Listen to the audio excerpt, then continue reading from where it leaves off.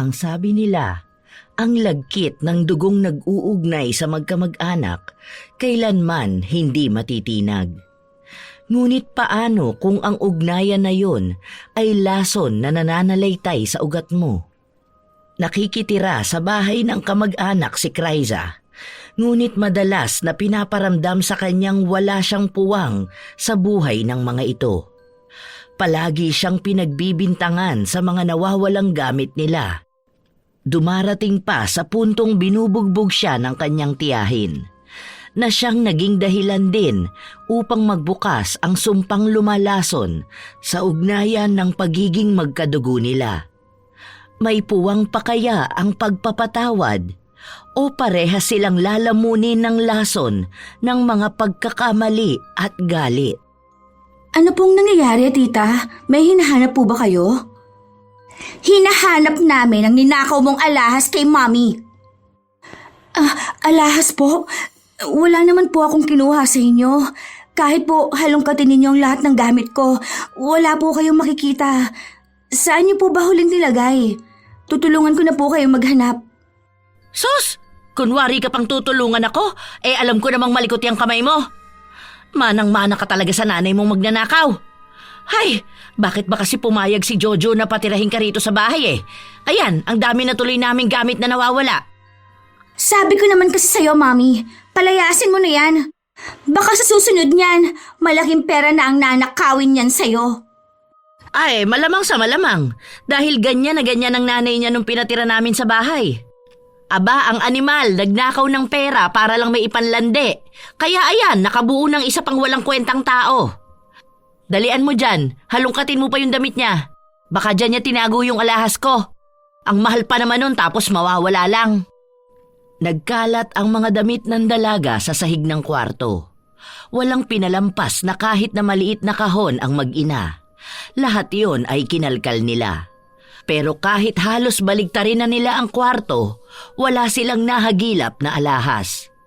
Dahil doon ay mas lalong nanggalaiti sa galit ang kanyang tiya Nida. Naku, sinasabi ko sa'yo, Kryza! Ilabas mo na ang kwintas kong yon! Hindi ko po talaga alam kung ano kwintas ang hinahanap nyo. Hindi naman po ako pumapasok sa kwarto nyo. Si Cassie po ang madalas na pumapasok doon. At talagang pinagbibintangan mo pa ang anak ko?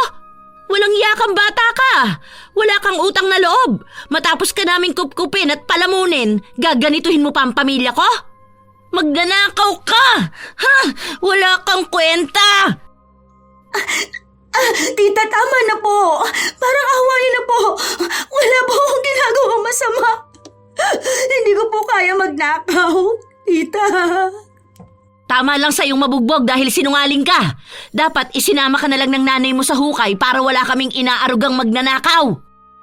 Nakaluhod na si Kryza dahil sa sakit ng bawat hampas sa kanya ng tiyahin. Hindi lang sa pisikal na sakit ang pinapadama sa kanya nito dahil mas masakit ang pang-iinsulto sa pagkatao niyang paulit-ulit niyang naririnig. Patuloy siyang nagmamakaawa rito ngunit wala siyang nakuhang simpatya. Ang pinsa naman niya ay tuwang-tuwang pinapanood kung paano siya maltratuhin. Para bang ito ang nagsilbing kasiyahan niya.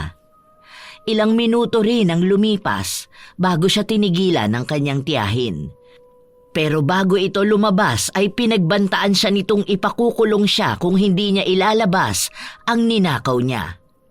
Kinabukasan, maagang pumasok sa trabaho si Kryza. Huy bakla, ano nangyari sa'yo? Bakit may mga pasaka dyan sa braso mo? Ay girl, huwag mo na itago yan. Kanina ko pa yan napapansin, ang laki niyan, auntie ko. Tingnan mo, mas fresh pa ang pasa na yan kaysa sa face mo. Anong pinagagawa ng demonyita mong tiyahin? Wala to. Ano lang, nadulas ako kagabi. Hindi kasi ako nagbukas ng ilaw nung nagpunta ako ng CR. Alam mo na, madilim. Walang makita. Ayun, nadulas ako. Ay, talagang napakalumang estilo. Nadulas ba o binugbog ka na naman ng tita mo? Imbyer na talaga ako sa gurang na yon. Bakit kasi nagstay ka pa sa bahay nila? Pwede ka naman mangupahan, te. Hulaan ko, may nawawala na naman siyang gamit tapos ikaw ang pinagbibintangan niya. Ano, paulit-ulit na lang yan? Huwag kang masyadong martir. Wala nga to, ano ka ba? Hindi ba kilala mo naman akong lampa? Isa pa, feeling ko malapit na ako magkaroon kaya may pasa ako sa katawan. Ganito talaga ako, wala lang to. Ay, ewan ko ba naman sa'yo? Ikaw lang naman na nagtitiis sa mag-inang yun eh. Antik ko, hindi porkit pinapatira ka nila sa bahay nila, may karapatan na silang gawin sa'yo yan, ha? Kung tutuusin, pwede mo na nga silang idemanda eh. Dahil unang-una sa lahat, nung nakuha nila ang custody mo, ginastos din nila ang pera na ipon ng nanay mo para sa'yo. And to make it clear, iyo ang bahay na tinitirhan nila. Wala silang karapatan na bigyan ka ng kwarto na daig pang bodega. Ayan, patay mali siya ka na naman sa mga salita ko. Bahala ka nga dyan maglaro ng tanga-tangahan. Parang ang mga salitang sinasabi ni Bella ay lumalabas lang sa kabilang tenga ng kaibigan niya. Nagpatuloy ang maghapon nila. Pagkatapos sa trabaho ay sabay rin ang magkaibigan na nagtungo sa kanilang klase. May kahabaan ang araw na ito para sa dalaga.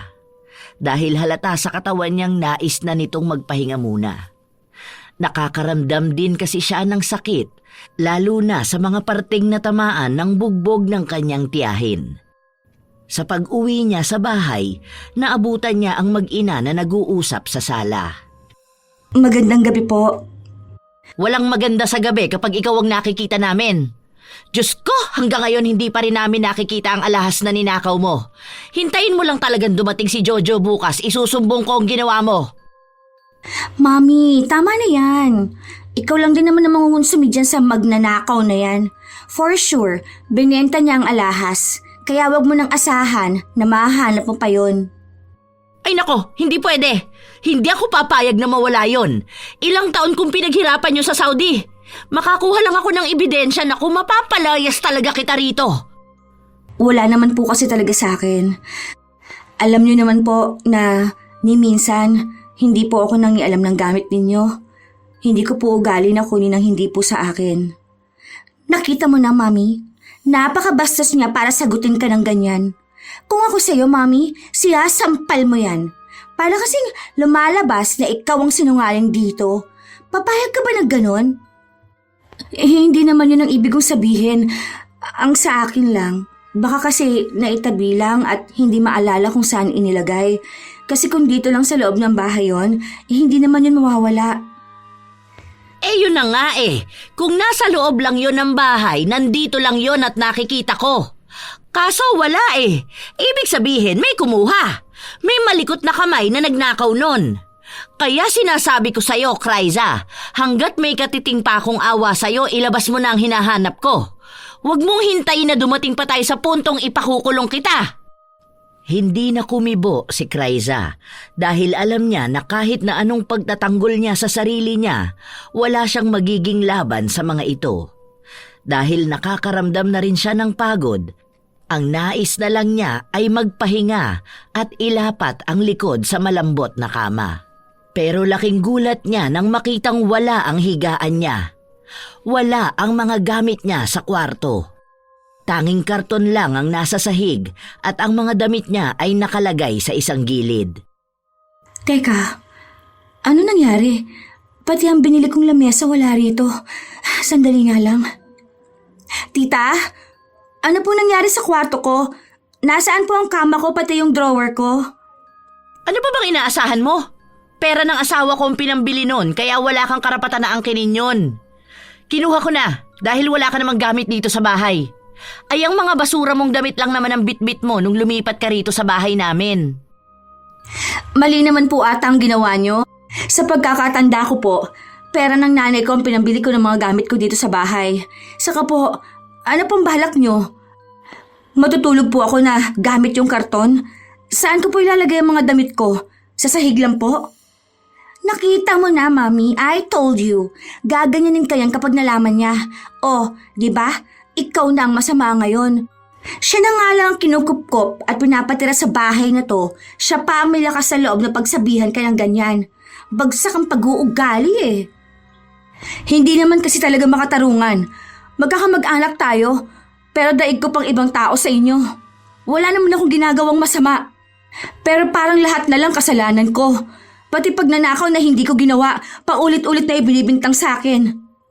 Hindi na napigilan ni Kryza na ilabas ang mga hinaing niya. Pagod na siya sa trabaho at sa pag-aaral, pero ganito pa ang aabutan niya sa pag-uwi niya. Punong-puno na siya sa ginagawa ng mga ito sa kanya. Wala ka talagang utang na loob! Tama nga sila, nagpapalaki lang ako ng ahas sa bahay na to, na siyang tutuklaw sa akin balang araw. At ngayon, kitang-kita ko na kung gaano ka kawalang modo. Halatang may pinagmanahan ka dahil ganyan na ganyan ang ina mo noon. Matagal na pong namayapa ang nanay ko. Bakit po ba palagi ninyong dinadamay ang pangalan niya kapag nagagalit kayo sa akin? Pinipilit ko naman pong pakisamahan kayo. Pero sana naman po, ipakita niyo rin sa akin na kapamilya niyo ako. Palayasin mo na lang yan, Mami. Kasi pati ako nai-stress na sa kanya. Look at her. Oh, ang talim ng tingin sa'yo. Natatakot ako na baka biglang isang gabi saksakin na lang tayo niyan. Baka maging killer na rin siya. Hindi niyo na ako kailangan palayasin. Dahil ako na ang kusang aalis dito. Kung yan naman talaga ang gusto niyo, sana maging masaya kayo. Sobrang bigat ng dibdib ni Kryza habang lumalakad siya palabas ng bahay. Bit-bit niya lang ang isa niyang bag habang wala siyang dalang damit. Habang naglalakad siya palayo, nasa lubong niya ang tiyuhin niya na asawa ng tita Nida niya. Nagtataka ito kung bakit siya umiiyak at naglalakad palayo ng bahay ng ganung oras. Sinabi ni Kryza ang totoo dahil doon ay nabakas ang galit sa mukha ng tiyo Jojo niya. Inaya siya nitong bumalik sa loob ng bahay upang kausapin ang kanyang asawa at anak. At talagang kinakampihan mo pa yung magnanakaw na yan? Kung alam mo lang ang pinaggagawa niyan dito nung wala ka. Ewan ko ba kung bakit awang-awa ka dyan sa bata na yan? Ako ang kadugo niyan, kaya alam ko kung anong nananalaytay sa ugat niyan. Kaya nga, Daddy, dapat hindi mo na yung pinabalik dito. Manahimik ka kasi. Hindi ka kasali sa usapan na to. Iyon na nga ang problema, Nida. Ikaw ang kadugo niya pero ikaw pa tong pinagtutulakan siya palayo. Baka nakakalimutan mong bahay niya tong tinitirhan natin. Paano kung maisipan niyang bawiin ito? Tingin mo ba may magiging kakampi ka sa batas? Sa totoo nga niyan, nasa tamang edad na siya para mamuhay dito mag-isa. Tapos ikaw pa ang manggaganyan sa kanya. Talagang siya nga ang gusto mong maging kakampi kesa sa amin ng anak mo, no? Kaya lumalaki ang ulo niyan dahil alam niyang lahat ng gagawin niya, nandyan ka para alalayan siya. Aba, ayos yan. Narinig na niya ang karapatan niya sa bahay na to. Sa susunod niyan, kami na ng anak mo ang makikita mong pinapalayas niyan dito. Basta ako nang gigigil ako ngayon, ha? Baka atakihin ako sa puso dahil sa galit. Hindi naman po ako ganong klase ng tao. Kamag-anak pa rin po naman ang tingin ko sa inyo. Pero sana naman, ganon din niyo ako ituring. Ano pa ba magagawa namin? Eh di ba, wala naman na. Andito si Daddy at kakampi mo siya. So, mananahimik na lang kami. Kawawa naman ang mami ko. Nanakawan na nga, iba pang pinanigan ni Daddy. Ibang klase ka talaga magpaawa eh. Tama na yan. Sige na, Kryza. Magpahinga ka na sa kwarto mo. Ipapabalik ko sa kanila ang kinuha nilang mga gamit mo doon. Oh, ano pang iniintay niyong dalawa? Bitbitin niyo yung kama pabalik sa kwarto niya at yung Durabox niya. Huwag niyong sabihin na hindi niyo kaya. Nailabas niyo nga, di ba? Nababakas ang inis sa mag-ina, ngunit wala silang nagawa sa utos ni Jojo. Kahit na hirap silang ibalik ang mga kinuha nila sa kwarto ni Kryza, ibinalik nila yon. Nagmamaldita pa si Cassie, pero hindi na yon pansin ng pinsan niya. Habang nasa loob ng kwarto ang dalaga, nagpaiwan ang tiyahin niya at may sinabi ito sa kanya. Magpakasaya ka lang ngayon dahil malapit sa'yo ang loob ng asawa ko. Pero tandaan mong hindi ko nakakalimutan ang pagnanakaw mo sa akin. Hindi ako papayag na makalusot ka. Dahil sa pananatili mo sa bahay na to, mas lalo mong pinipiling maging impyerno ang buhay mo. Hindi umimik si Kryza, pero ramdam niya ang galit sa mga salitang yon. Sa paglipas ng mga araw, naging maayos ang dalaga sa loob ng bahay. kahit na hindi siya pinapansin ng mag-ina. Dahil hanggat naroroon ang Tito Jojo niya, may kakampi siya. Pero lingguhan ang alis ng tiyuhin. Madalas na 1 linggo lang ito sa bahay at 3 linggo naman sa trabaho. Isang araw, pag uwi ni Kryza sa bahay, wala na ang tiyuhin niya roon. Kaya magiging malaya na naman ang mag-ina sa mga gusto nilang gawin. Pagpasok ni Kryza sa bahay, naabutan niya ang pinsan niyang kalalabas lang sa kwarto ng mga magulang niya at nagmamadali ito habang may isinusuksok sa bulsa. Ano na namang ginagawa mo sa kwarto ng mga magulang mo? Anong nilagay mo dyan sa bulsa mo? Pwede ba wag kang makialam ha? Kwarto yan ni na mami at daddy, kaya pwede akong pumasok kahit na kailan ko gusto.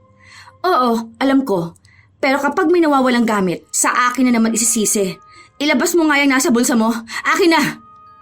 Pinipilit ni Kryza na ilabas ang laman ng bulsa ng pinsan, pero pilit naman itong itinatago ni Cassie. Nagsisigawan silang dalawa na bumulabog sa lahat hanggang sa dumating si Nida. Naabutan niya si Cassie na nakaupo sa gilid habang ang pinsan naman ay nasa harapan niya at nakasuksok ang kamay sa bulsa. Anong ginagawa mo sa anak ko? Bitawan mo siya! Aray! Mami, tulungan mo ako. Gusto akong saktan ng babae na yan. Mami! Buisit ka? Anong ginawa mo sa anak ko? Ay, Diyos ko po, ito na nga ba sinasabi ko eh.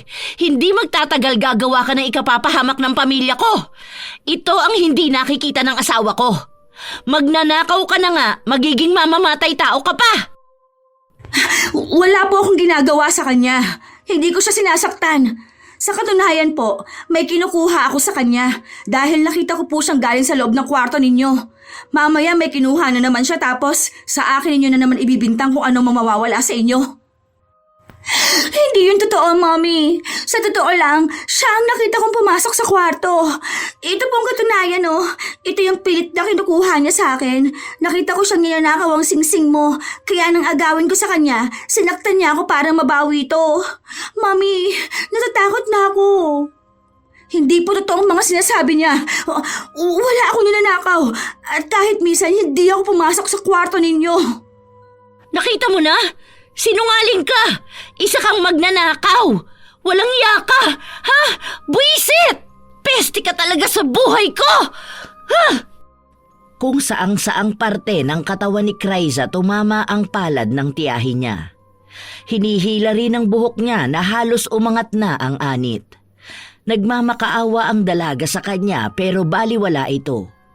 Malulutong na mura ang lumalabas sa bibig ni Nida, kasabay ang pagsumpa niya sa dalaga at ang lahat ng sumbat. Lahat ng mga salitang yon ay bumabaon sa pagkatao ng dalaga. Ako talagang gigil na sa'yo, Kryza. Talagang harap-harapan ka pa magsinungaling eh. May ebidensya ng hawak ang anak ko? Alam ko na talaga ang galawan mong ganyan.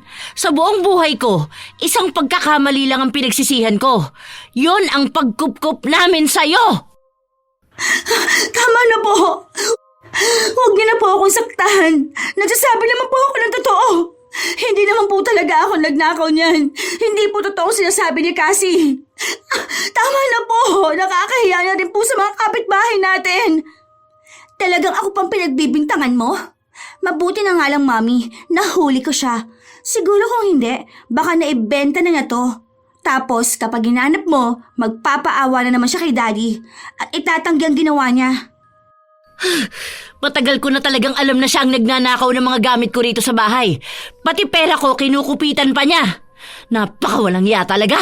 Tapos ang lakas pa ng loob magsabing nakakahiya sa mga kapitbahay. Siya naman itong kahiya-hiya. Dapat, Mami, pitpitin mo ang daliri niyan. Para naman madala siya sa ginagawa niya. Dapat parusahan mo yan. Kasi alam naman natin na uulit-ulitin niya pa rin yung ginagawa niya hanggat pinapalampas mo siya. Huwag po, tita. Alam niyo pong mahalaga sa akin ang mga kamay ko dahil ginagamit ko to sa trabaho ko. Kahit bugbugin niyo ang bawat parte ng katawan ko, wag lang po ang kamay ko. Tama ka nga, anak. Dapat binibigyan ko to ng leksyon. Hindi pwedeng paulit-ulit niya akong ninanakawan. Ngayon, Damahin mo ang parusa ko sa'yo! Buwisit ka! Ilang beses na nagmakaawa si Kraiza sa kanyang tiyahin. Pero bingi ito pagdating sa kanya. Dahil ang tangi niya lang naririnig ay ang sulsol ng anak niya. Kumuha ng makapal na tubo si Cassie at inabot sa kanyang ina. Noong una ay nanlaban si Kraiza, pero hinampas siya ng tubo sa tuhod kaya agad siyang natumba at nanghina. Halos madurog naman ang mga buto niya sa daliri habang hinahampas yon ng tiyahin niya. Nakakakilabot ang sigaw ng dalaga dulot ng sakit, pero yon ang klase ng sigaw na ikinatutuwa ng mga kamag-anak niya. Si Cassie naman, nakangiti habang nagdurusa ang pinsan niya. Mabuti na lang at may awa pa rin ako sa'yo, kaya yan lang ang kaparusahang nakuha mo. Dahil kung ibang tao ang ninakawan mo, malamang pinaglalamayan ka na ngayon. Bumangon ka na dyan! Ayokong pakalat-kalat ka rito sa bahay ko! Maging tanda na sa'yo yan ha, na hindi sa lahat ng oras pagbibigyan kita. Dahil katulad ng sinabi ko sa'yo, hanggat nasa poder kita, mararanasan mo ang impyerno. Hindi mo ako masisisi, dahil kung naging maayos ka lang sana dito sa bahay, hindi ka masasaktan. Ngayon, alam mo na ang nangyayari sa mga magnanakaw? Buti nga sa'yo. Hindi makaalma si Kraiza dahil kahit sa paghinga ay nahihirapan siya. Nakatingin lang ang dalaga sa mga daliri niyang hindi niya halos maigalaw. Pagpasok niya sa kwarto, doon siya lalong umiyak. Hindi lang pisikal na katawan niya ang masakit, kundi pati ang damdamin niya. Kahit na nagsasabi naman siya ng totoo, hindi siya kayang paniwalaan ng kanyang tiyahin. Kinabukasan, pagpasok niya sa trabaho, may mga pasa ulit siya at namamaga ang mga mata. Hindi rin naging sapat ang tulog niya dahil sa kirot ng mga daliri niya. Hindi pa yon maayos pero pinipilit niya pa ring magtrabaho. Iniinuman niya rin ng gamot para kahit na paano ay mabawasan ang sakit. Ang sakit talaga. Hindi pa ba ito gagaling? Nahihirapan tuloy akong humawak ng orders. Kapag nakakahawak pa ako ng malamig, mas lalong sumasakit. Ano ba naman ito? Uy, auntie ko, bakit ka nagsasalita dyan mag-isa? Bakit hindi mo pa iserve yan sa customer? Kanina pa nila yan tinatanong, baka mamaya mapagalitan ka pa ng manager. Pwede bang tulungan mo ko? Hindi ko kasi siya mabuhat lahat. Sige na, kahit itong 3 drinks lang iabot mo sa kanila. Ako na bahala rito sa iba. Bakit? Ano ba nangyari sa'yo? Ayos ka lang ba? May masakit ba sa'yo? Hindi, wala naman pero hindi ko lang talaga kaya. Sige na, please. Sandali munang tinitigan ni Bella ang kaibigan niya bago niya ito tinulungan. Sa buong oras ng trabaho nila, inaantabayanan ni Bella ang dalaga dahil napapansin niya na may masakit sa katawan nito. Dahil kapag maayos naman ang kalagayan ni Kraiza, hindi naman siya ganon umasta. Teka nga lang, te. Halika nga rito. Ako may napapansin ako kanina pa eh. Patingin nga ako ng kamay mo. Bakit? Ano bang meron sa kamay ko? Wala naman Tingnan mo, di ba? Maayos naman kaso puro kalyo. Aray, ano ka ba? Bakit mo piniga? Anong nangyari dyan sa kamay mo? Parang namamagay ang mga daliri mo. Napilayan ka ba? Girl, dapat kanina mo pa sinabi para hindi na kita pinagbuhat ng mga order. Gusto mo ba ipahilot muna natin yan mamaya? May oras pa naman tayo bago mag-start ng klase natin. Baka lumala pa yan. Wala naman to. Malayo to sa bituka. Gagaling din to bukas. Baka nangalay lang sa kasusulat. Tara na, mag-ayos ka na. Baka mag-OT pa tayo. Alam kong hindi yan basta lang. Tapatin mo nga ako, babae ka. Kagagawan na naman ba yan ang tiyahin mo? Ay, huwag ka na magsinungaling sa akin. Kilala na kita. Naku naman, sinasabi ko sa'yo, ako nang gigigil na ako dyan sa tiyahin mo ha. Matagal na ako nagtitimpi sa mag-ina na yun. Pero hindi na ngayon nagrabe na ang pinaggagawa nila sa'yo. Hoy, kumalma ka naman. Ikaw pa ang high blood. Hayaan mo na, okay? Ay hindi. Hindi ko hahayaan na ganyanin kanila. Ang dami nilang atraso sa'yo tapos maglalaro kang bait-baitan. Antik ko, hindi uso yung ganyan sa panahon ngayon. Lalo kung may imbierna kang kamag-anak. Naku, lintik lang ang walang ganti sinasabi ko sa'yo. Ikaw, sige, sabihin na nating hindi mo kaya dahil sinasaalang-alang mo pa rin ang pagiging magkadugo nyo. Pero ako, hindi ko na matiis ang ginagawa nila sa'yo. Ako na mismo ang gagawa ng paraan para parusahan ng mga yon. Ang kakapal ng mga mukha. Sila na nga ang gumawa ng masama sa'yo. Sila pa may karapatang saktan ka. Tama na, ha? Wala rin naman tayong magagawa. Matatagalan pa ako mag-ipon eh. Kakaunti pa lang ang pera ko kaya hindi ko pa kayang bumukod. Nahihiya rin kasi ako kay Tito Jojo na baka isang araw umuwi siya tapos wala ako. Baka awayin niya yung mag-ina niya. Makasira pa ako sa pamilya. Hayaan mo. Nagbabalak na rin naman akong umalis ng bahay. Pues ako maraming kayang magawa. Maghintay lang talaga sila sa gagawin ko. Sinasabi ko sa'yo, bawat sakit na gagawin nila sa'yo, doble ang babalik sa kanila. Saka hello, auntie ko. Ikaw ang may-ari ng bahay na yun. Tapos aalis ka? Tama naman ang Tito Jojo mo eh. Sila ang pwede mong palayasin doon. Dahil pag-aari mo yun. Kumalma ka na kasi. Baka ikaw ang atakihin eh. Hayaan mo na. Sa totoo lang, kahit sabihin ni Kryza na pabayaan na lang ang kanyang mga kamag-anak, nais niya rin na mabigyan ng leksyon ang mga ito. May halong awa man siya, pero gusto niyang ipakita sa mga ito na hindi dapat siya tinuturing ng ganon. Gustong-gusto na niyang umalis sa poder ng tiyahin niya, pero natatakot siya sa maaaring maging responsibilidad niya sa sarili niya at alam niyang pakikiusapan lang din siya ng Tito Jojo na bumalik sa bahay nila. Sa paglipas ng mga araw, iniinda pa rin ni Kryza ang sakit ng kamay niya.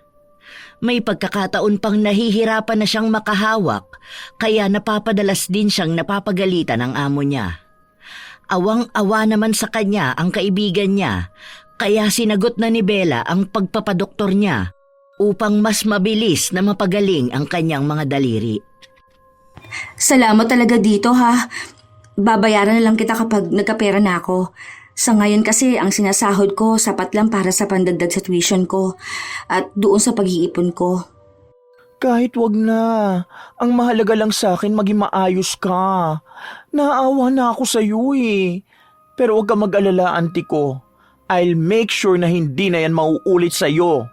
Kung mauulit man, mas masakit naman ang mangyayari sa kanila. Bakit? Ano bang ginawa mo? Malalaman mo rin. Dapat matagal ko na tong ginawa. Pero iniisip ko kasi na baka magalit ka. And this time, kahit ayaw mo, ginawa ko pa rin. Isang araw habang nasa trabaho, pinipilit ng dalaga ang kaibigan niyang sabihin sa kanya kung ano ba ang ginawa nito. Pero nanatiling tahimik si Bella. Pag-uwi ni Kryza, naabutan niyang magulo ang damitan niya.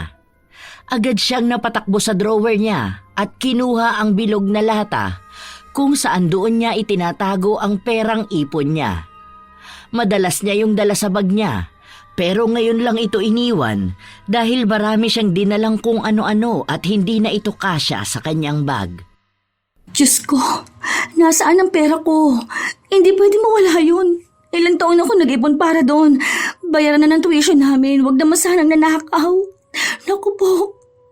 Kinalkal na ng dalaga ang loob ng damitan niya, pero wala siyang nakitang kahit na magkano.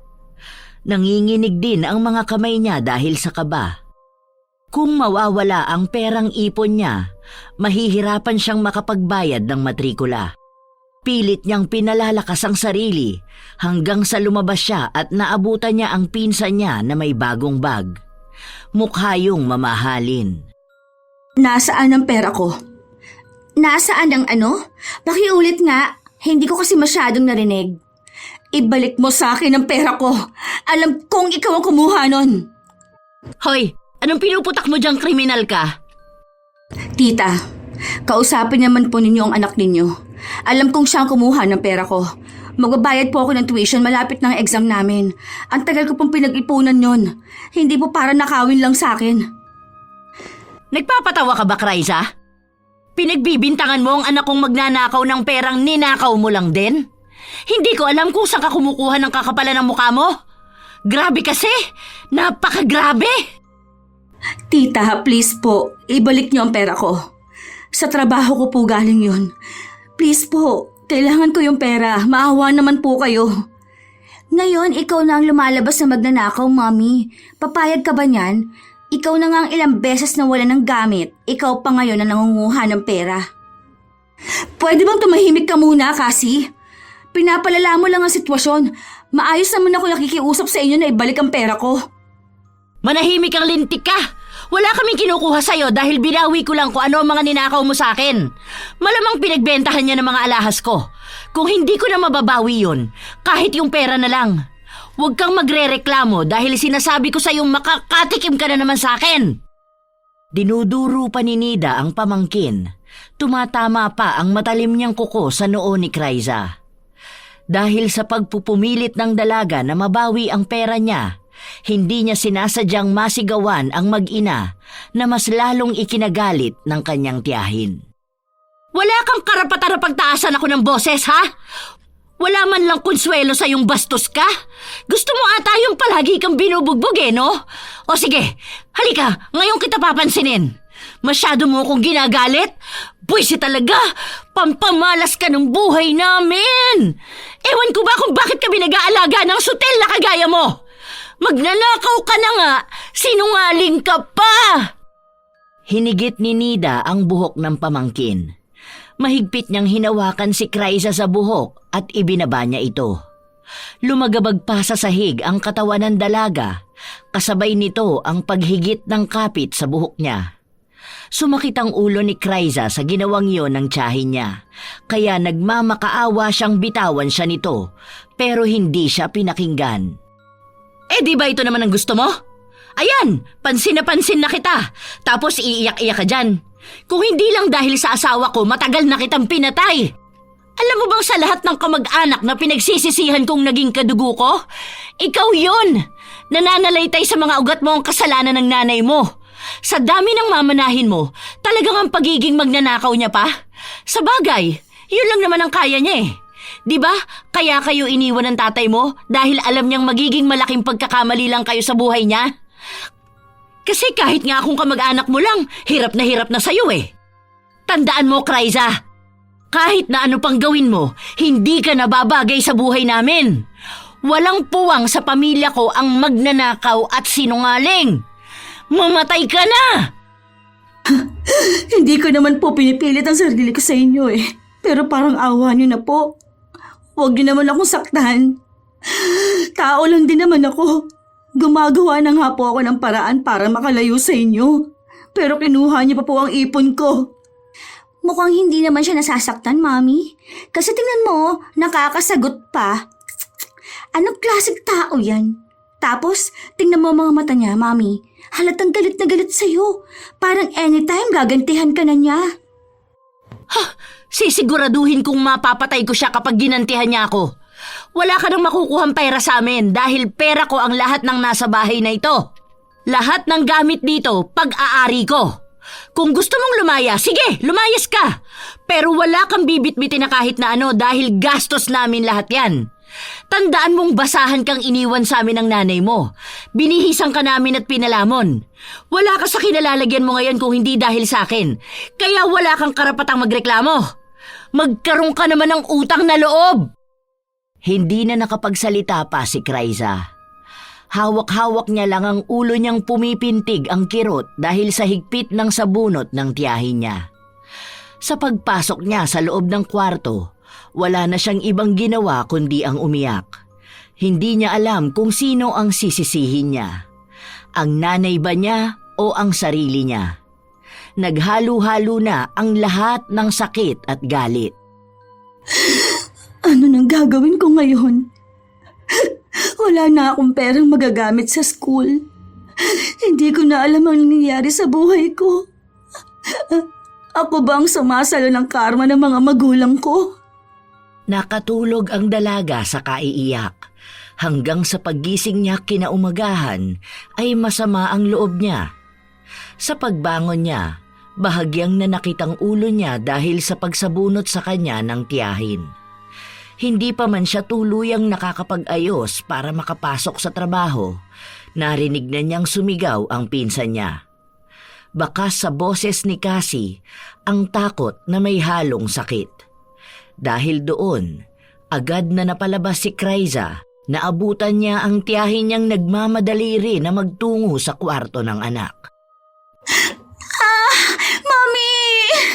Sobrang sakit ng ulo ko. Tapos tingnan mo nga kung nagsusugat. Para kasing nagtutubig. Bakit ganito? Nakakadiri, Mami. Naku po, anak ko, anong nangyayari? May mga maliliit na sugat sa ulo mo, oh. Tingnan mo nga rin ang sa akin. Pagising ko kanina, nagtutubig din. Sobrang sakit kapag hinahawakan ko. Parang nasilaban ang pakiramdam ng anit ko, eh. Sinilip pa ni Kryza ang mag-ina na nag-aalala sa kinahantungan nila. Nang makumpirma na pareha sila ng pinagdaraanan, nakaramdam sila ng pagkalugmok at parehas na nabahala. Napatingin din si Kryza sa ulo niya kung nagkaroon din ba siya ng katulad dun sa dalawa. Bakit wala naman sa akin? Masakit ang ulo ko dahil sa pananabunot sa akin ni tita pero hindi naman nagsusugat. Ayan, baka sa bago nilang shampoo ang dadamot kasi ayaw mamigay. Umalis na ang dalaga at nag-asikaso para sa pagpasok niya. Pagdating niya sa trabaho, naabutan niya si Bella na nag-aabang sa kanyang dumating. Malawak ang ngiti ng kaibigan na hindi niya naman mawari kung anong dahilan. Hindi na rin nagtanong pa si Kryza dahil sa problema niya sa pera. Mabuti na lang din, pinautang siya ng kaibigan niya ng pambayad sa matrikula.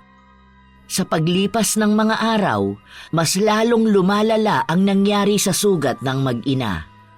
Nangangamoy na rin ang ulo nila na mas lalong nagbigay ng problema sa kanila. May kaartihang taglay si Cassie kaya hindi niya matatanggap na magkakaroon siya ng nakakadiring sugat sa ulo. Kryza, nakita mo yung dahon ng bayabas sa kusina? Ipakulo mo na yon para malagyan ko ng gamot ang ulo ng anak ko. Lintik naman kasi.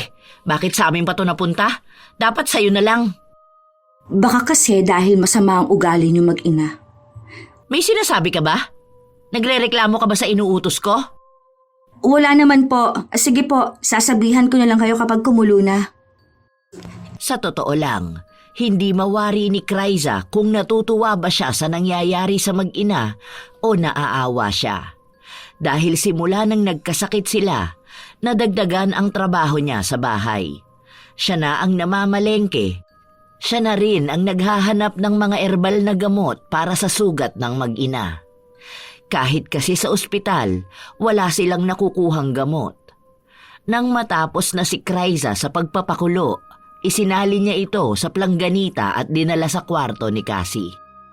Ito na yung inuutos sa akin ni tita. Ilalapag ko na lang dito. Tawagin niyo lang ako kapag kailangan niyo na ako. Ikaw na maglagay sa ulo ko. Bilisan mo ang kate. Baka makamot ko na naman. Kapag lumamig yan, ipapakulo mo na naman. Bilisan mo naman, pabagal-bagal ka. Masyadong makupad. Alam mo, ikaw na lang ang nakikiusap, ikaw pang matapang.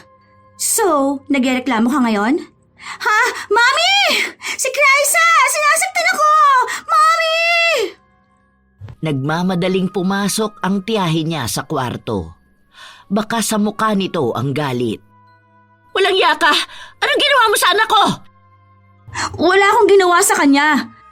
Dinala ko lang yung plangganita na pinaglagyan ko ng pinakulo ko kanina na hindi ko pa nga po siya nahahawakan. Sinungaling siya, Mami. Alam mo bang sinabi niya sa akin na ibubuhos niya na lang sa akin ang laman ng plangganita kahit daw bagong kulo yan? Mami, sasaktan niya ako tapos pinagtatawanan pa niya tayo. Sinungaling ka, Cassie. Alam mo hindi ko sinabi yon. Ah, ganon? Sa anak ko pa gusto mong ibuhos tong bagong kulo? Ito, Ikaw ang dapat na maligo nito. Ayan, wala akong pakialam kung malapnos yung balat mo. Tita, tama na po! Ang init po niya, tita! Parang awa niyo na po, itigil niyo na yan! Ayan ang nababagay sa'yo dahil sa kasamaan ng ugali mo. Lumalabas na talaga ang kademonyohan mo eh. Talagang masaya ka pa na nagkakaganito kami ng anak ko? Pasalamat ka sa amin nangyari to. Dahil kung sa'yo, baka inuuod ka na sa labas. Lumayas ka rito! Pinapainit mo lang ang ulo ko! Umiiyak na lumabas ng kwarto si Kryza. Hawak ang braso niyang humahapdi dahil sa pagkapaso. Dumiretso siya ng kusina para lapatan ito ng yelo. Napapapikit na lang siya sa tuwing nararamdaman niya ang hapdi. Nakikita niya rin ang pamumula ng bahaging nabuhusan ng mainit na tubig. Alam niya na bukas ay mas mahahalata ito. Hindi na naman niya alam ang ipapaliwanag kung sakaling tanungin siya ng kaibigan niya. Kinabukasan, maagang umalis ang dalaga. Hindi na niya hinintay pa ang mga kasama niya sa bahay na magising. Katulad ng inaasahan, napansin kaagad ni Bella ang kanyang namumulang braso. Oh, anong nangyari sa'yo? Bakit ganyan ang braso mo? Ito ba? Wala to. Napaso ako kanina. Nagpapakulo kasi ako ng tubig na ipapanligo ko tapos, ayun, natabig ko. Halata ba masyado? Talaga bang ikaw ang may kasalanan o may pinagtatakpan ka na naman? Sis, wag ako. Alam ko nangyayari kaya hindi mo na kailangan pang ikaila. Siguro binuhusan ka na naman ng mainit na tubig ng demonyita mong tita, no? Shh! Hinaan mo nga yung boses mo. Mamaya may makarinig pa sa atin. Alam mo naman na maraming tenga si tita sa paligid. Hayaan mo na, gagaling din naman to eh. Isa pa, malayo naman to sa bituka. Hindi naman to nakakamatay. Pero alam mo ba, may nangyayari sa kanilang dalawa. Kasi ilang linggo na yung sugat nila sa ulo at kahit anong gawin nila, hindi gumagaling. Ano kayang nangyari sa kanila, no? Hindi ba yun nakakahawa? Well, alam ko na yon kahit na hindi mo sabihin sa akin. Ha? Paano mo naman nalaman? Hindi ko naman naikwento sa'yo. Ay, grabe ang pagiging tsismosa mo. Ang layo ng bahay niyo tapos nakaabot na kaagad sa'yo ang balita. Sabihin na natin gano'n na nga. Deserve naman nila yun dahil sa dami ng mga ginawa nila sa'yo. Huwag kang mag-alala, te. Dahil mas marami pang mangyayari sa kanila kapag inapi ka nila ulit. Pagtataka ang mababaka sa mukha ng dalaga dahil sa mga sinasabi ng kaibigan niya. May mga pahiwatig ito sa kanya tungkol sa nangyayari sa kanyang mga kamag-anak pero hindi ito maintindihan ni Kryza. Kinagabihan pag uwi ng dalaga, naabutan niya ang tito Jojo niya na nasa kusina. Aligaga ito sa pagdidikdik ng dahon at tanging iyakan ng mag-ina ang bumubulabog sa loob ng bahay. Nandito pa po pala kayo, Tito Jojo. Ang akala ko po kasi nasa trabaho na kayo. Ano po yung ginagawa niyo? Tulungan ko na po kayo. Sa totoo lang, nasa trabaho na ako kanina, pero bumalik ako. Hindi ko alam kung ano nangyayari sa mag-ina ko. Bigla na lang kasing tumawag sa akin ng tita Nida mo na may mga tumubong galis sa braso nila. Tapos ngayon, may mga lumalabas na maliliit na uod. Kanina binabad ko na sa maligamgam na tubig, kaso parang mas lumalala. Nagpunta na po ba kayo sa ospital? Baka po kung ano ang nangyari sa kanila. Nakakapagtaka naman po kasi wala naman silang ganun kahapon. Ayun na nga ang hindi ko alam. Galing na kami sa ospital, may mga pinahid na gamot pero pag uwi namin, mas lalo namang lumala. Tulungan mo nga ako rito sandali, Kryza. Ikaw muna ang magdikdik nito. Dadaling ko lang tong pinakulo ko sa kwarto. Lilinisin ko muna ang mga sugat nila. Kinuha ng dalaga ang dinidikdik ng tiyuhin niya. Kahit na hindi pa siya nakakapagpalit ng damit, inuna niyang asikasuhin ang mga kamag-anak niya. Kahit papatuloy na nagagalit sa kanya ang tiyahin niya, nagbibigay pa rin siya ng simpatya sa mga ito. Nang makita ng dalaga ang nangyayari sa mag-ina, nakakaramdam siya ng awa at pagtataka. Dahil paanong ang parte na may lapno siya, doon din ang parte na may malalang sugat ang mag-ina. Mukhang nasunog ang parte ng braso nila at may mga maliliit na uod na lumalabas doon sa tuwing binababad nila yon sa maligamgam na tubig. Ilang linggo na ang lumipas pero walang nagbago. Hindi yun gumagaling. Sinasabayan pa ng sugat nila sa ulo. Ang weird ng nangyayari sa kanila. Bakit ganun? Kasi alam mo yung maliliit na uod na lumalabas sa braso nila, hindi yun nauubos. Katulad kanina bago ako pumasok, tinulungan ko si Tito Jojo na linisin yung sugat ni na tita. Tapos, meron pa rin lumalabas na uod. Hindi naman yun nalalangawan kasi binabalot naman namin yun pagkatapos tapalan ng mga dahong dinikdik namin. Malay mo, nabubulok na kasi sila.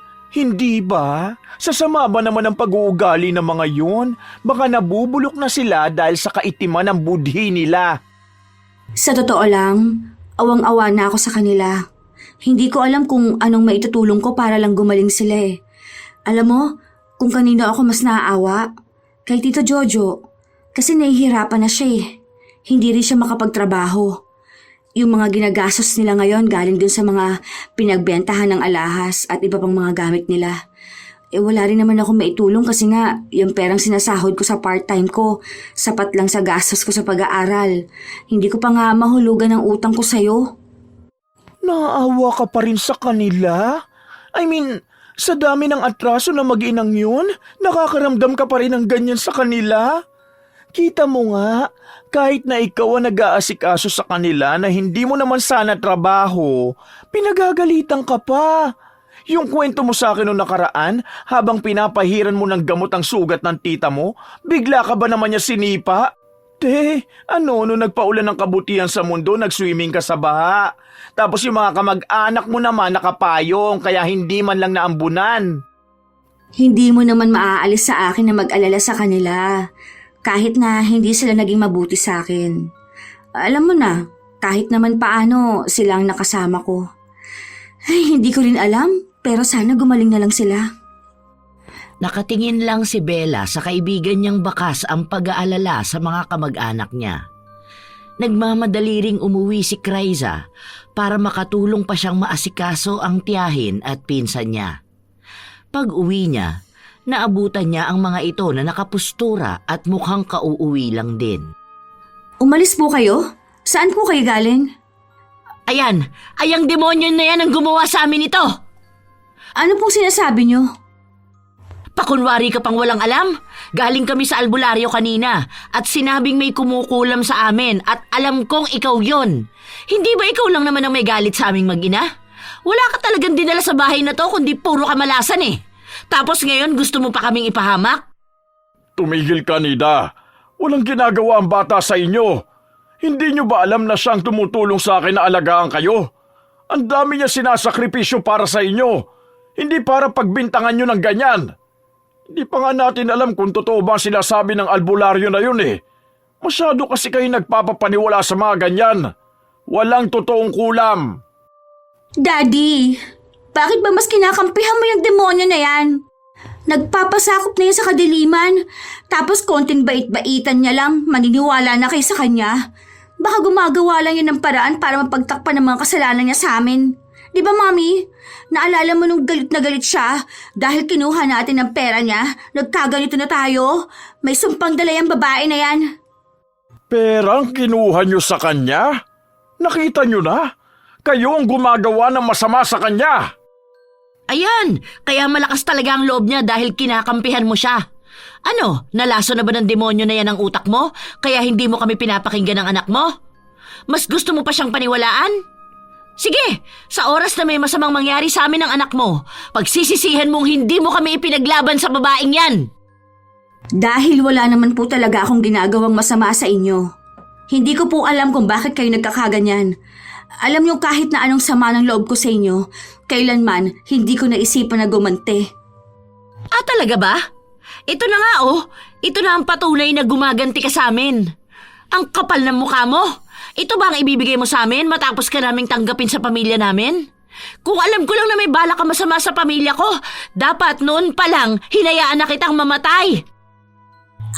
Tita! Bitiwan niyo po ako! Ano ba, Nida? Bitawan mo nga yung bata. Gumagana pa ba yung utak mo? Bakit ba sa lahat ng nangyayari sa inyo, sa kanya mo gustong isisi? Sa halip na makatulong ka para gumaling kayo ng anak mo, mas lalo mong pinapalala. Nagsasabi po ako ng totoo. Wala po akong ibang ginawa kundi ang intindihin kayo. Kahit na madalas ninyo ako sinasaktan, kahit na minsan, hindi ko naramdaman na itinuring niyo akong kadugo. Hindi ko alam kung bakit ang init ng dugo niyo pagdating sa akin eh. Kung dahil ba to sa nanay ko, sa tatay kong hindi ko kilala, o sa buong pagkatao ko mismo. Pero isa lang po ang alam ko. Hindi ko po kayang gawin ang ibinibintang niyo sa akin. Hindi ko nakikita ang sarili ko. Naaanib sa kadiliman para lang bahirapan ng isang taong gumawa ng masama sa akin. Sinungaling ka! Halatang magaling kang magpanggap at magpaawa! Lumayas ka rito at huwag ka na magpapakita sa akin dahil sinasabi ko sa'yo na kapag nakita ulit kita, sisiguraduhin kong magsasama kayo ng nanay mo sa impyerno! Tama na! Tama na sabi, Nida! Huwag na po kayo magalit, Tito Jojo. Para lang po matapos na to, aalis na lang po ako. Ayoko na rin po ipagsiksikan ang sarili ko sa pamilyang hindi naman po ako tinatanggap. Kahit na hindi ko po alam kung ano po talaga ang tunay na dahilan kung bakit po kayo nagagalit sa akin. Ako na lang po ang lalayo. Talagang ganap na ganap ka sa pagpapaawa, ano? May paiyak-iyak ka pang nalalaman? Ang galing mo talaga pagdating sa ganyan eh. Kuhang-kuha mo na naman yan ang simpatsya ng asawa ko. Siyempre, anong kalalabasan yan? Kami na naman ang masama at ikaw ang magpapahabol na naman. Anong akala mo sa amin? Hindi nagsasawa na suyuin ka? Grabe talagang kakapalan ng mukha mo. Hindi mo ba talaga ititikom yung bibig mo, Nida? Ikaw ang nagsimula ng lahat ng ito. Kaya tigilan mo na si Krisa. Mag-usap muna tayo, Krisa. Pasensya ka na sa inaasta ng tiyahin mo. Naniniwala naman akong wala kang kasalanan. At kilala kita. Hindi mo kayang gumawa ng masama sa kapwa mo. Oh, ayan na nga ba ang sinasabi ko eh. Panalo ka na naman yan. Nakuha mo na ang simpatsya ng asawa ko. Ikaw na naman ang lalabas na bida. Wow! Sana nag-artista ka na lang. Ang galing mong umarte. Hindi na po, Tito. Buo na po ang desisyon ko. Aalis na po muna ako rito. Mukhang yun po ang makakatulong sa aming lahat. Maraming salamat po sa pag-aalaga niya sa akin. Kahit na anong mangyari po ay tatanawin ko yung malaking utang na loob. Sige po. Kahit na anong pigil ng tiyuhin, hindi nagpaawat ang dalaga. Bitbit niya ang mga importante niyang gamit, nagpunta siya sa bahay ng kaibigan. Sa totoo lang, naging malakas ang loob niyang umalis sa bahay nila dahil na rin sa alok ni Bella sa kanya. Sobrang bigat sa kalooban na iniwan ni Krisa ang mga kamag-anak niya, lalo na ang kanyang tito Jojo na siyang tanging nakakaintindi sa kanya. Girl, dito ka na lang muna sa kwarto na to ha. Pasensya ka na, hindi pa ganun kalinis dahil hindi ko rin naman inaasahan na biglaan kang pupunta rito sa bahay. Hayaan mo sa linggo, lilinisin ko yan. Kumain ka na ba? Ipapainit ko lang muna ang ulam. Buti na lang pala nakapagluto ako. Hindi na, ano ka ba? Nakakahiya naman masyado. Nakikituloy na nga lang ako sa bahay mo tapos magiging palamunin mo pa ako. Hayaan mo, kapag nakahanap na ako ng murang paupahan, lilipat din ako. Hoy girl, anong palamunin? Never ka magiging pabigat sa akin ha. BFF nga tayo, di ba? Simpleng tulong lang to sa'yo, ano ka ba? Saka kung ako sa'yo, sila ang palayasin mo sa bahay na yon.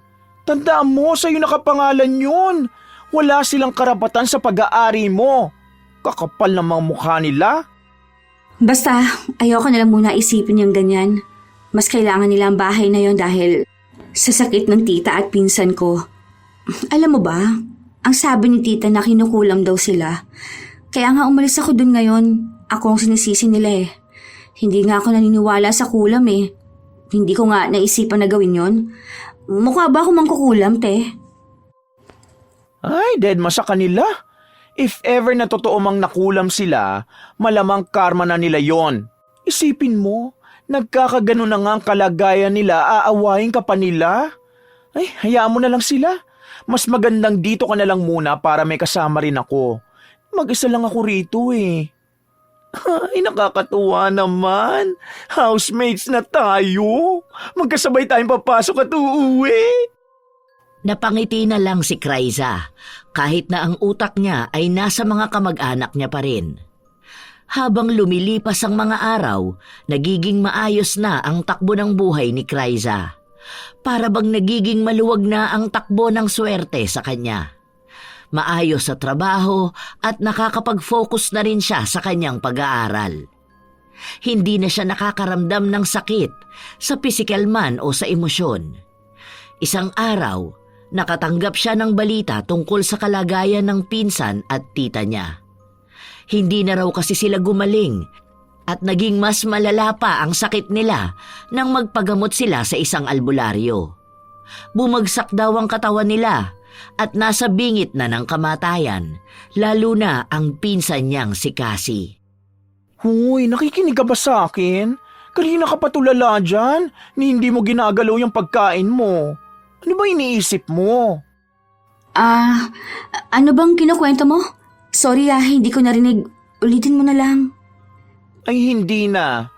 Pero ano bang dahilan kaya kanina ka pa tulala? Kanina ko pa yan napapansin eh. Simula nung nakausap mo yung dati niyong kapitbahay. Don't tell me may sinabi yun sa'yo. Kilala kita, alam ko na agad kapag tahimik ka. Iniisip ko lang ang tita at pinsan ko. Nabalitaan ko kasi ang nangyayari sa kanila eh. Gusto kong bumalik sa bahay para alagaan sila. Kaso, natatakot ako na baka magalit lang sila sa akin. Tapos maging dahilan pa ako sa ikapapahamak nila. Ano kayang pwede kong gawin, no? Nagpadala na ako ng pera kay Tito Jojo para may pandagdag sa gastusin nila. Maliit na halaga lang yun pero alam kong makakatulong yun kahit na papaano. Bakit ba hanggang ngayon nag-aalala ka pa rin sa kanila? Kahit na wala naman silang pakialam sa'yo. I mean, siguro kung nagkapalit kayo ng sitwasyon, makapinabayaan ka na nila. Tapos ikaw itong tumutulong sa kanila, sinisiraan at kinagagalitan pa? Ganun talaga siguro ang ugali ko. Ewan ko rin ba? Kasi ang alam ko, hanggat kaya kong tumulong, yun ang gagawin ko. Kung nature ko talaga ang maging mabuti sa kanila, kahit na gaano sila kasama sa akin, hindi ko naman yun maaalis sa sarili ko. Saka, kadugo ko sila. Hindi na kumibo pa si Bella dahil kahit naman anong sabihin niya, hindi naman makikinig sa kanya ang kaibigan. Habang tumatagal ang pananatili ni Kraiza sa bahay ng kaibigan niya, mas lalo naman siyang hindi napapanatag sa kalagayan ng kamag-anak niya. Linggo at wala silang pasok. Nais ni Kraiza na umalis para puntahan ang tita at pinsan niya. Kaya kumatok siya sa pinto ng kwarto ng kaibigan pero walang sumasagot. Ilang beses siyang kumatok bago niya pinihit ang seradura. Pagbukas niya, wala si Bella. Saan kaya nagpunta yun? Bakit wala yun sa kwarto niya? Teka, ano yun? Kandilang itim? Ano naman ginagawa niya sa kandilang itim? Hindi napigilan ng dalaga na maglakad papunta roon kung saan ikinagulat niya ang kanyang natuklasan. May 2 kandila na nakapatong sa litrato ng tiyahin at pinsan niya. Nagtangka siyang hawakan yon nang marinig niya ang yabag mula sa likuran niya. Sa kanyang paglingon, si Bella ang bumungad. Anong ginagawa mo rito? Bakit ka pumasok sa kwarto ko? Bakit may ganito ka sa kwarto mo? Anong ibig sabihin nito? Teka, huwag mong sabihin ikaw ang kumukulam sa kanila. Bella, anong ginagawa mo? Bakit? Paano? Wala yan. Hayaan mo na yan. Sige na, lumabas ka na nga ng kwarto ko. Umamin ka na. Ikaw ba ang gumawa sa kanila nito? Kaya ba nagkakaganon sila? Mangkukulam ka? Hindi na nakapag-isip pa si Bella ng idadahilan niya dahil huling-huli na rin siya sa akto. Kaya inamin na niya kung ano talaga ang ginawa niya. Ipinaliwanag niya kay Krysa ang naging dahilan kung bakit niya kinulam ang kamag-anak nito dahil naaawa na siya sa ginagawa sa kanya ng mga ito. Gusto niya lang naman na maibalik sa kanila kung ano man ang ginagawa sa kanyang kaibigan. Bilang pagbibigay na rin ng hustisya sa ilang taong pangmamaltrato ng tita at pinsan niya. Alam mo bang hindi tama ang ginawa mo? Oo, nagpapasalamat ako dahil concern ka sa akin. Pero masama yan. Kumapit ka sa itim na kapangyarihan. Hindi tayo lumalaban ng patas at ayaw kong mapahamak ka rin dahil lang sa pagtulong mo sa akin. Dahil paano kung balikan ka ng sumpa? Ayaw kong mapahamak ka. Dahil hindi ka lang basta kaibigan para sa akin. Tinuturing na kitang kapatid. Please, itigil mo nang ginagawa mo sa kanila. Bawiin mo na yan. Hindi ko pwedeng bawiin yan hanggat hindi ko nakikitang nagbabago sila. Dahil sa oras na mawala ang kulam sa kanila, ikaw ang babawian nila. Alam ko yon dahil hanggang ngayon puno sila ng galit sa'yo. Please, nakikiusap ako sa'yo. Ay sorry, hindi talaga pwede. Mangyayari lang yun kapag nagbago na talaga sila. Dahil kasabay na yun sa ritual na ginawa ko. Sa katunayan, may hangganan din ang paghihintay para sa pagbabago nila. Sa oras na maupos na ang kandila, hindi na mababawi ang kulam sa kanila. Kasabay natatangayin ng sumpa ang mga kaluluwa nila. Bella, ano bang pinaggagawa mo? Ano ba yan? Pare-parehas na tayong dawit dito. Ano nang gagawin ko? Ikaw walang dapat na gawin, pero sila meron. Kailangan nilang tanggapin at aminin ang pagkakamali nila. Pasensya ka na ha, pero para sa iyong ginawa ko. Ayokong nakikita kang pinahihirapan ng mga taong dapat tumutulong sa iyo. Pasensya na talaga. Naiwang tulala ang dalaga habang iniisip ang mga natuklasan niya. Ayon kay Bella, nasa pamilya nila ang pagiging mangkukulam. Natutunan niya yon sa kanyang lolo. Hindi naman daw niya yon ginagamit sa lahat. Sadyang napilitan lang siyang gawin yon sa kamag-anak ng kaibigan niya para bigyan sila ng matinding leksyon. Sa paglipas ng mga araw, napapansin ni Krysa na nauupod na ang kandila. Isang beses pa ay kinausap niya ang Tito Jojo niya upang kumustahin ang mag-ina nito, pero iisa lang din ang isinagot nito. At sa balitang natanggap niya, hindi na raw gumaling ang sugat ng dalawa, kahit na ilang albularyo pa ang kanilang kausapin. Paulit-ulit lang na sinasabing malakas ang ritual na ginawa sa mga ito, pero maaari pa yung maagapan kung alam nila sa mga sarili nila kung ano ang dapat gawin. Pasensya na po talaga kayo, Tito Jojo. Ayan lang po ang maitutulong ko sa inyo. Sa katunayan nga po, gusto ko sanang tulungan kayong alagaan sina tita. Kaso, baka mas lalong lumala ang kalagayan nila. Alam niyo naman po na galit sila sa akin. Salamat dito, Krisa. Nakakahiya nga sa'yo dahil kahit na wala ka na sa bahay, natutulungan mo pa rin kami. Ilang beses ko na silang kinakausap at sinasabi ang mga ginagawa mong tulong. Ang daming nagawang mali sa'yo na mag-ina ko, pero hindi ka nagbabago. Napakabuting bata mo pa rin. Wala na po yun, Tito. Basta ang gusto ko po, maging maayos sila. Sana naman po, gumaling na sila. Sa totoo lang, nawawala na ako ng pag-asa, lalo na sa kalagayan ng pinsan mo. Naluluha na nga lang ako sa tuwing nakikita ko siya kasi hirap na talaga siya. Salamat ulit, Krisa ha. Alis na muna ako para makabili ng pagkain. Ngumiti lang ang dalaga at tinapik ang balikat ng tiyuhin para pagaanin ang kalooban nito. Sa pag-alis ng kanyang tiyo Jojo, napatingin siya kay Bella na bakas din ang awa. Alam ng dalaga na siya ang dahilan kaya nagkaganon ang kamag-anak niya, pero kahit naman anong pilit niya kay Bella, hindi ito pumapayag na bawiin ang kulam. Sa paglipas ng mga araw, nabigla si Krysa nang maabutan ang kanyang tita Nida kasama ang asawa niya. Kanina pa sila naghihintay sa iyo. O sige, maiwan ko na muna kayo. Ano pong ginagawa niyo rito? Pasensya na po, ngayon lang ako nakauwi. Dinaanan ko po kasi yung isa ko pang trabaho. Kumusta na po kayo, Tita Nida? Dapat po hindi na kayo dumayo rito. Sinabihan niyo lang ako kung gusto niyo ako makausap para po ako na ang nagpunta sa inyo. Nakakahiya naman sa'yo kung maaabala ka pa namin. Gusto ko rin makausap ng tita mo. May mga gusto siyang sabihin sa'yo. Tungkol po saan?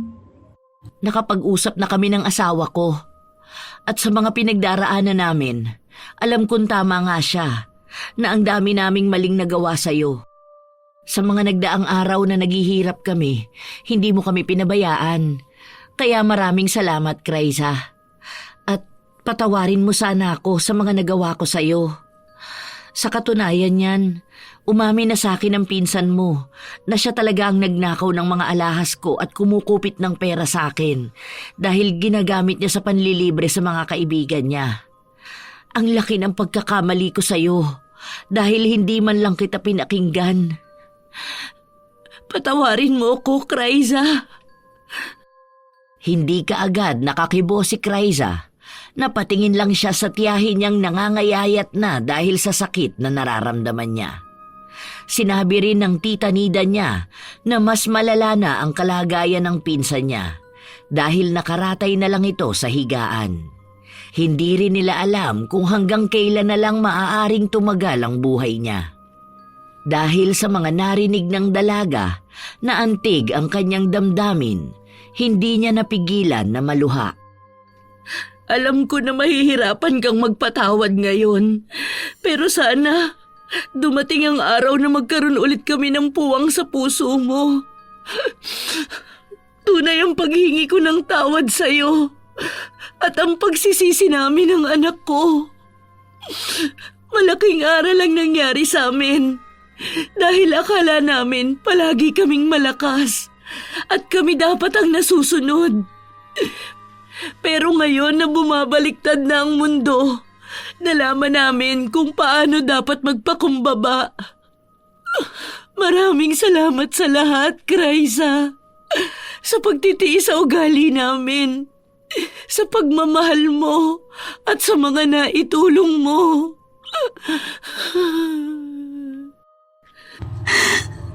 Wala na po yun, tita. Hindi po ako pumalya sa pagdarasal na sana ay gumaling na kayo. Dahil nais ko pa rin makasama kayo at makita ang pagbabago ninyo. May pagkakataon po talaga na nagiging masama ang isang tao. Pero hindi ibig sabihin nun ay panghabang buhay na yon. Masaya po akong nalaman niyo ang pagkakamali niyo at gumagawa kayo ng paraan upang ihingi yun ng tawad. Huwag na po kayo mag-alala. Bago ko pa po marinig ang paghingi ninyo ng tawad, matagal ko na pong ibinigay ang kapatawaran sa inyo. Sana po ay gumaling na rin si Cassie dahil bata pa siya. Marami pa siyang aral na pagdaraanan sa buhay niya. Maraming salamat, Kraiza. Maraming salamat. Mahigpit na yakap ang ibinahagi ng tiyahin kay Kraiza. Hindi na rin napigilan ni Bella na maiyak. Nakatayo lang siya sa hindi kalayuan. Nakikita niya ang sinseridad sa paghingi ng tawad ni Nida. Kaya maging siya ay tinanggap yun. Matapos ang usapan at patawaran, umuwi na ang mag-asawa na may kagaanan ng kalooban. Ang magkaibigan naman ay nag-usap tungkol sa kulam na ibinigay ni Bella sa mga kamag-anak ng kaibigan. Ano na ang mangyayari sa kanila? Alam mo, sa totoo lang, naihabol ng tiyahin mo ang paghingi ng tawad para maisalba ang anak niya. Kasi tignan mo, Kandila, mauupos na pagdating kay Cassie. Ang ibig sabihin ng pagtigil ng pagtunaw ng mga kandila nila, totoo ang pagsisisi ng mag-ina sa mga ginawa nila sa iyo. Ang ibig mong sabihin na wala nang kulam sa kanila at gagaling na sila? Ganun na nga, pero it takes time para sa healing nila. Ay naku, swerte pa rin sila ha, dahil hindi nila bibit-bitin ang sumpa ng panghabang buhay. Napatango na lang ang dalaga dahil sa paliwanag ng kaibigan niya. Sa mga araw, linggo at buwan na lumipas, nakakausap na ni Kryza ang mga kamag-anak niya. Maging ang pinsan niya ay humingi ng tawad sa kanya. Napapansin na rin ng dalaga ang pagbabago sa kalusugan ng mag-ina, maging ang pag-uugali ng mga ito. Pinapabalik na rin siya sa bahay nila pero hindi muna ito ginawa ng dalaga. Sa katunayan, wala naman na siyang galit sa mga yon pero nais na niyang bumukod.